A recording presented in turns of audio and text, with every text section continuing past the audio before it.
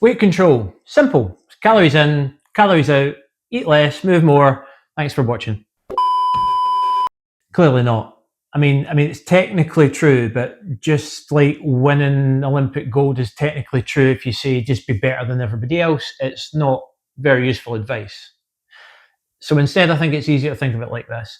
Your body's made of material, stuff, and it's constantly taking that material in and it's using that material up. And the balance between those two things decides your body size.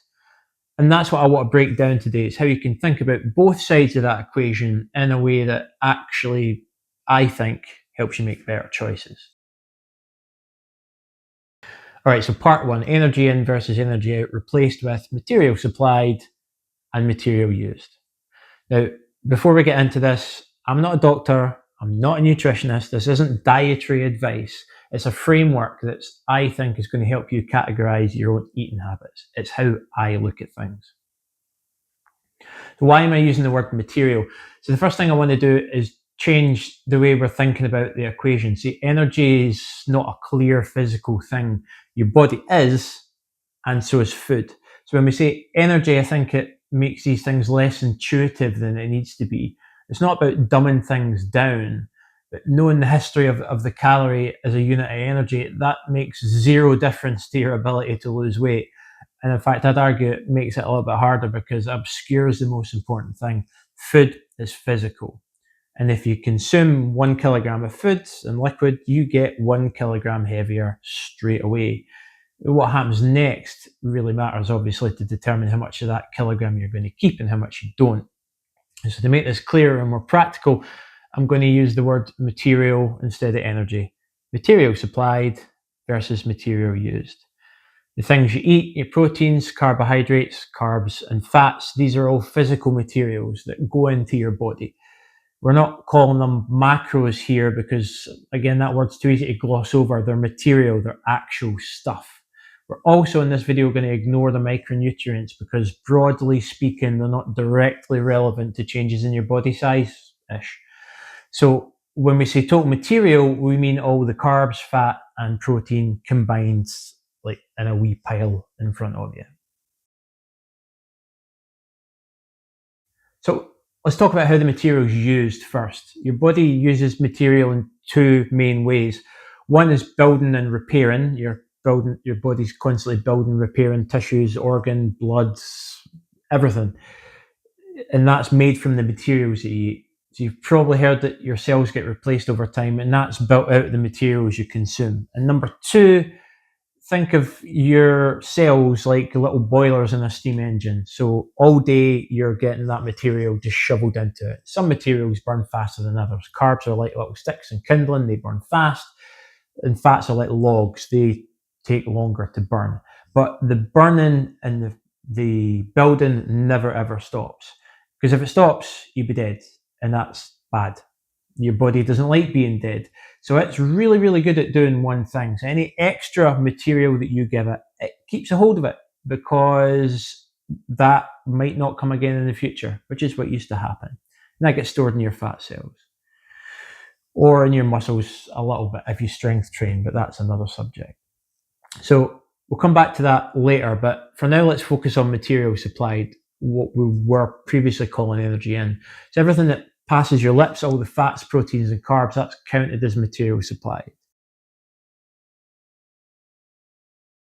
Once you understand material supplied and material used, there's three possible states. Surplus, extra material supplied, more in than used, and you get bigger. Maintenance, which is just enough supplied, same in, same out, you stay the same size. And deficit, which is not enough material supplied, more out than in, and you get smaller.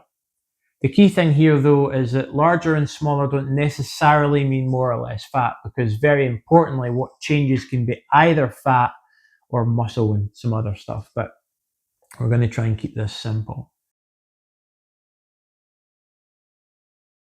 Why surplus and deficit don't always mean fat gain or fat loss? It's a key point that I want to hit, because being in a surplus doesn't automatically mean just getting fatter, and deficit doesn't automatically mean just losing fat. If you exercise, particularly resistance training, you're sending a signal to your body that it needs to grow or repair structures like your muscles, bones, your heart. These things can all get slowly bigger or denser as a result of exercise. And similarly, if you're in a deficit and you're inactive, your body may reduce the size of those structures over time, which you don't really want, especially if you're just trying to get less fat, if you try to get a little bit smaller. So this video isn't about that process in detail, but it's important to say that two things about exercise. Some form of resistance training is key for having a healthy body composition, and it gets more important as you age. Now, that doesn't mean six-pack abs and bodybuilding Instagram nonsense. It means being healthy, because you can look good in a photograph and you can still feel like shit. That's enough on that for now. So part two, the three components of material supplied. So now that we've covered material in and material used, let's break that material and material supplied down into three categories: the stuff you plan, the stuff you don't, and the stuff you drink. The planned material, planned food, these are your meals, the things that you know you're going to have, and you can predict them in advance. So if you're following a dietary pattern that involves planned snacks, that also becomes part of your planned food. In an ideal world, as far as weight control is concerned, all your meals would be planned, and that is an option, but it's not an ideal world. And if you did that already, you're less likely to be watching this video.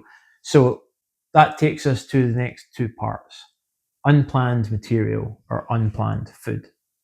Unplanned food, which can also be thought of opportunistic eating. These are things that you don't plan for and might not even remember.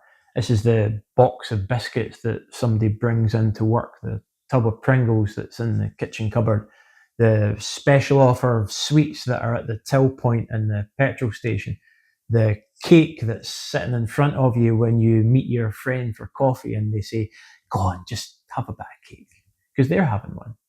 So these calories don't just sneak in, they pile up over time.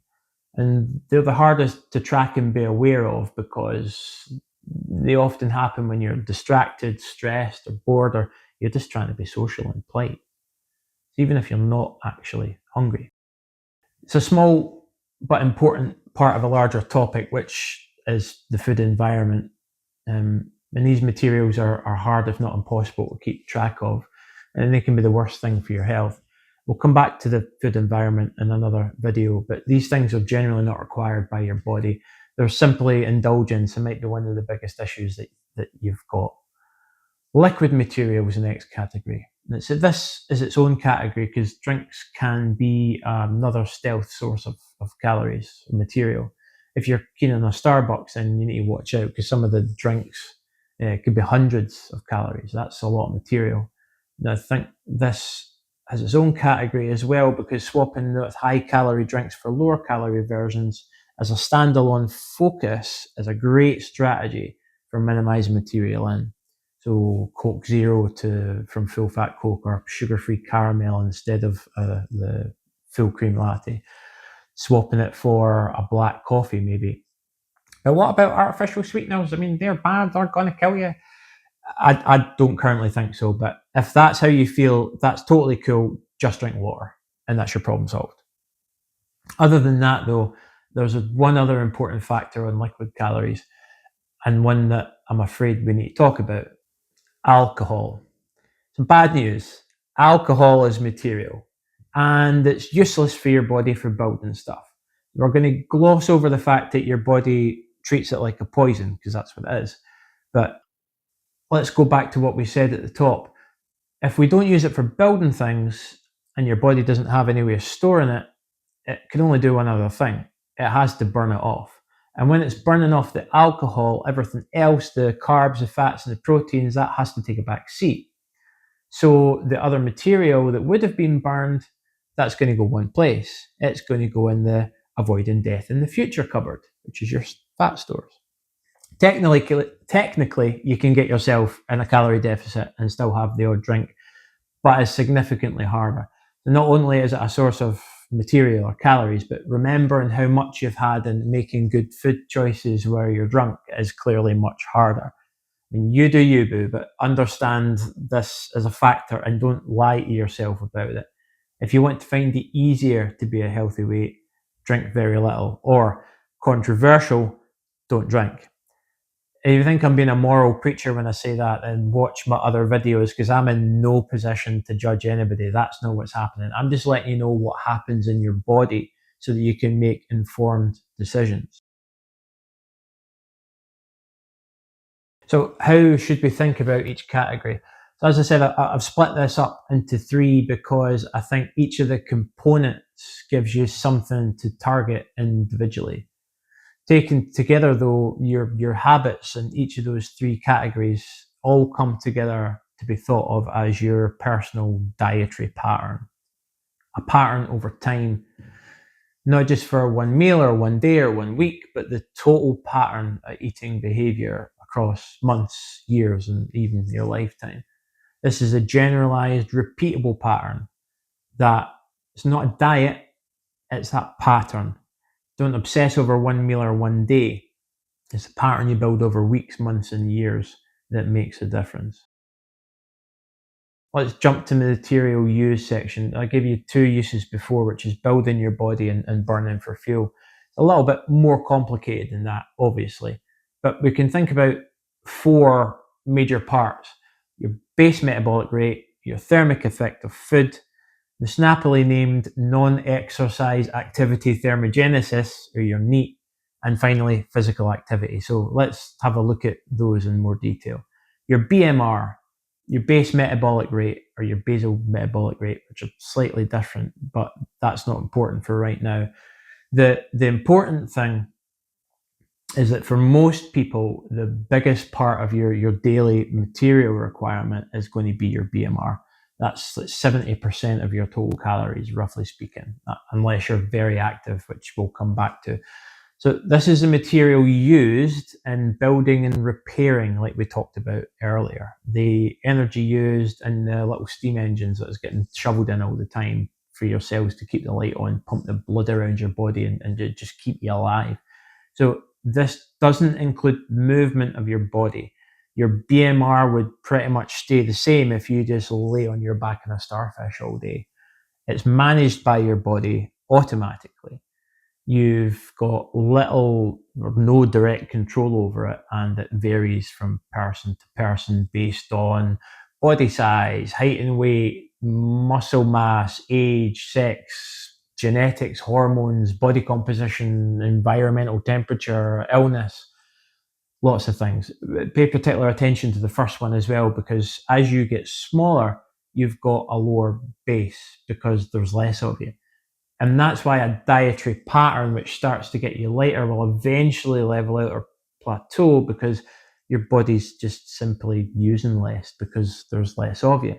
So that BMR is a moving target. Next, we have your TEF, your thermic effect of food. Again, a daft name, and it's not one that we need to dwell on too much, other than to say you don't eat individual little materials, carbs, fats, and protein. You eat foods, and those foods need to be broken apart into their individual component parts. That's digestion, creating the individual little materials, and that takes your body energy to do. Protein takes a little bit more effort to break down, but honestly, it's a tiny part of the overall picture. So don't overthink it. And in my opinion, you can pretty much just forget about it. The next one is the snappily named NEAT, non-exercise activity thermogenesis, which is involuntary movement. This is the material that your body uses to power all the involuntary, non-volitional, non-deliberate movement, like fidgeting, blinking, maintaining and adjusting body position, incidental things like moving towards and away things that we need to interact with, but we're not consciously thinking about. What makes NEAT unique is that it's spontaneous and involuntary. You can't really control it. So, I mean, it gets a little bit muddy, the line between NEAT and physical activity, but the best way I think to think about it, and the way that I personally find it most useful to think about it as a category, If we just stick to the idea that it's involuntary and spontaneous movement, that's your need. It's not the result of a conscious, deliberate action to move. So like the friend that you have who seems to be able to eat what they want and not put on weight, that might be happening because genetically they increase their involuntary movement and they don't even know about it. They eat more food, they start to be more fidgety, just generally move around. That's genetic. In other words, it's pure luck.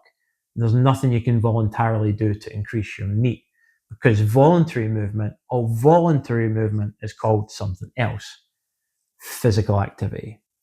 So physical activity is everything that you consciously choose to do.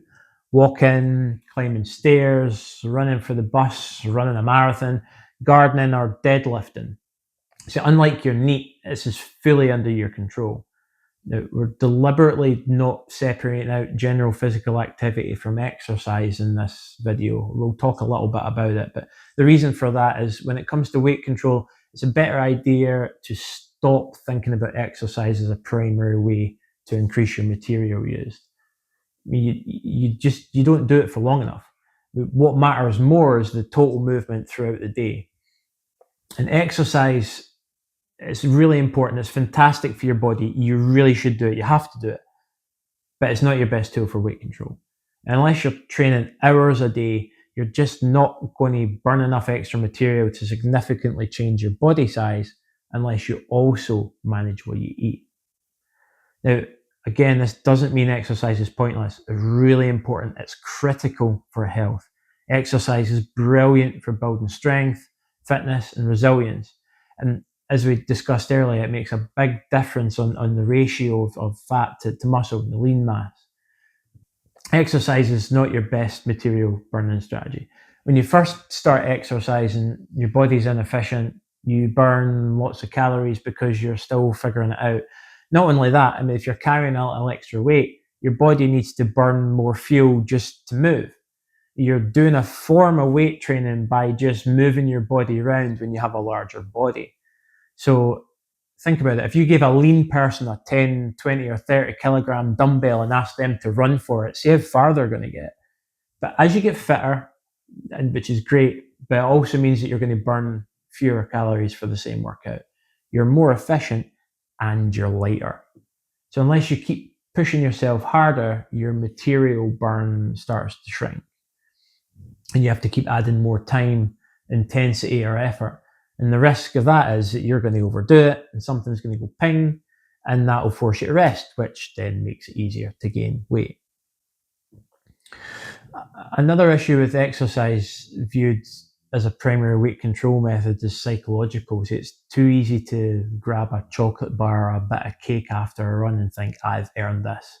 I mean, everybody does that, right? But if you keep doing that, that's now a pattern, and it's your pattern, not your workout, that's going to define your process. And sorry, there's one more thing, because that's not the only reason that exercise isn't the best material burning solution that we want it to be. There's also something called energy constraint, which I'll explain a little bit more about in a minute. Or to recap, the physical activity then is how much activity you have across a whole day, how much you move around. And generally speaking, a good measure for that would be your daily steps. This is where you get that 10,000 steps a day idea from. You can have a 30-minute run that could be part of that, but if you're at 10,000, which isn't a magical number, by the way, you're just at a half decent level for overall movement about the day. And wherever you are, if you start at 4,000, 5,000, you just get your average over time, just look for ways to increase that. Once you get up into the really high numbers, your 20,000 and beyond, the returns start to diminish. So total material used, as we've discussed, is a highly individual and variable thing, especially the NEAT component. So when you take your NEAT and your BMR together, I believe that's going to explain the vast majority of the genetic differences between people's body size when we take physical activity out of it. I mean, you can have two people roughly the same age and the same sex and let them eat the exact same diet, and one's going to stay the same weight, whilst the other one could potentially get bigger, even if they're both doing the same amount of exercise. because it's that genetic component. So this is very important to realize, and something that's underappreciated. A lot of variation in non-exercise in people's body shape is genetic. It's not a failure of character, it's not laziness, it's genetic. But that doesn't mean that you're powerless. We still have control over the total material in and material used through physical activity. So let's talk quickly about energy compensation. This one deserves its own video, but I want to talk about it briefly. So as we've explained, your body doesn't like being dead. And because of this, it tries to keep a store of material, a store of fat. And then there's something that your body does which you're not going to like.